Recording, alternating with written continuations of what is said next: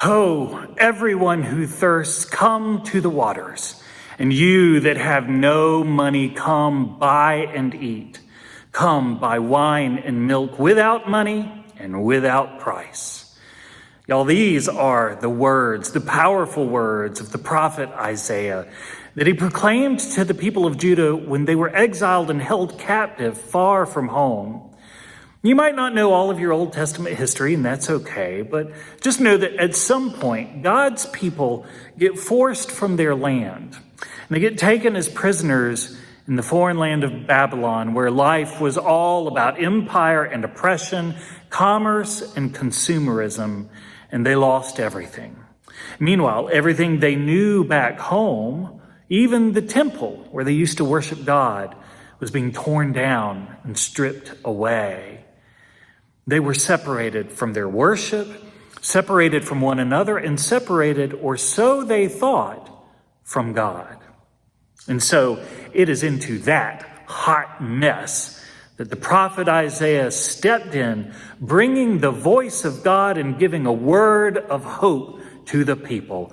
Ho, everyone who thirsts, come to the waters. And you that have no money, come buy and eat.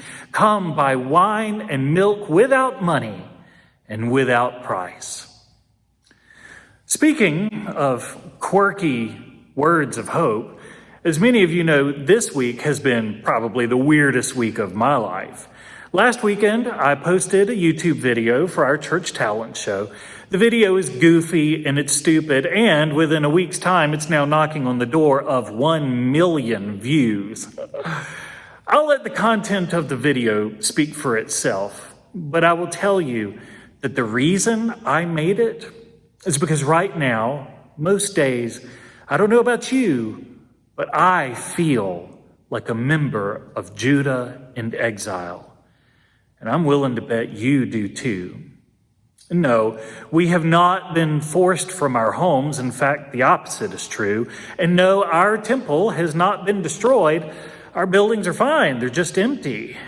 But power and pressures, seen and unseen, are bearing down on all of us.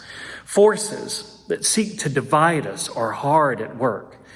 The nations are in disarray.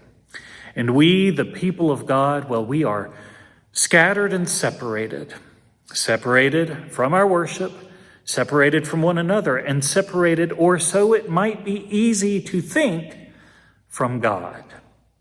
How in the world can we sing the songs of Zion in such a strange and foreign land? Well, all I can say is sometimes, no matter the circumstances, you just got to crank up the YouTube and sing your heart out anyway. Isaiah's song was this: Ho, everyone who thirsts, come to the waters. And you that have no money, come buy and eat.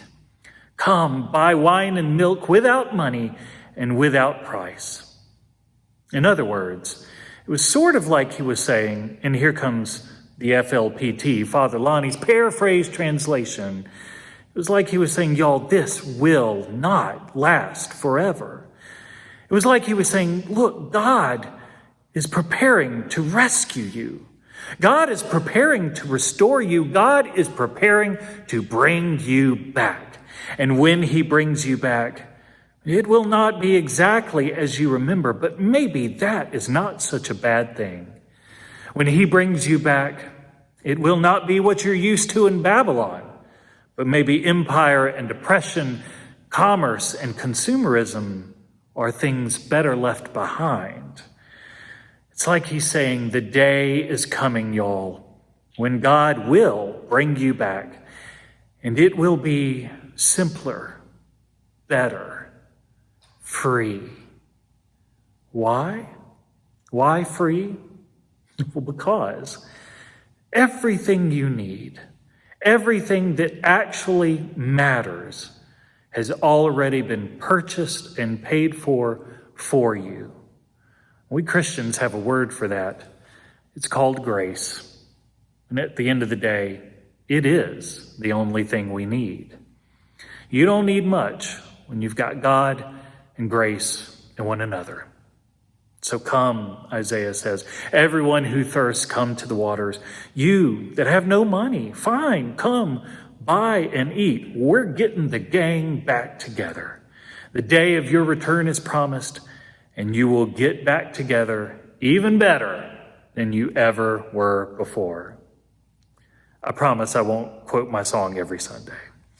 But seriously, let me tell you something. Based on the emails that I have received all week long, emails from laity, from priests, from bishops, from ministers of all kinds of denominations all around the world, what I have come to know this week from all those communications is this: there are hundreds of churches, thousands of faithful people all around the world, quietly, gently, humbly, patiently doing the right thing, making the real sacrifices, managing the hard decisions, adapting to the very real needs, and keeping the faith, all while following the science and longing for one another.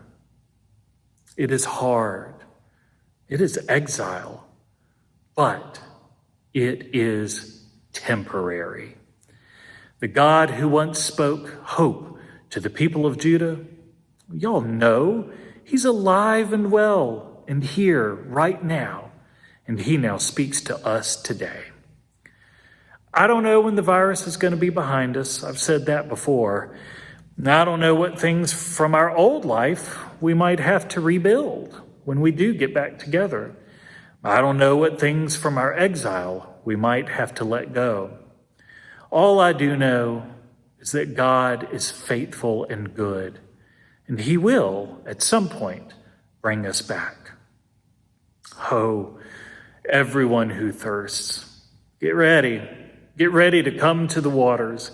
And you that have no money, don't worry. You can come buy and eat at this table in this place and in Christian and other faithful places all around the world. Come, you're going to get to buy spiritual wine and milk to fill you plenty without money, without price. In the meantime, let's keep taking care of each other, okay? Let's keep extending grace to one another as best we can, for we are already the recipients of such grace, and that should be contagious. And while you're at it, why don't you wash your hands, wear that mask, stay home when you can, and keep the faith. Amen.